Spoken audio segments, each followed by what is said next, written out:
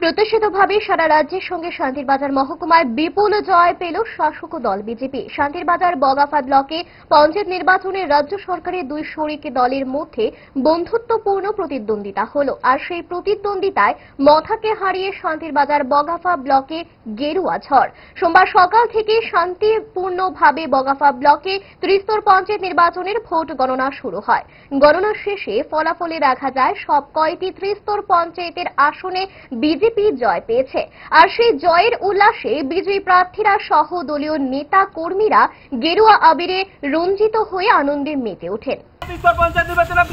আমাদের অভাবনীয় জয় হবে, কারণ আমাদের নরেন্দ্র ভাই মোদী দেশের জন্য যে কাজ করছেন, যে উন্নয়নমূলক কাজ করছেন, ফ্রিতে জল, ফ্রিতে ঘর, ফ্রিতে বিদ্যুৎ, সমস্ত কিছু ফ্রিতে উনি মানুষের জন্য কাজ করছেন এবং সেই ডেভেলপমেন্টের কারণে মানুষ আমাদের উপর আস্থা আছে, ভরসা, এবং মানুষ আমাদের উপরে বিশ্বাস রেখেছে।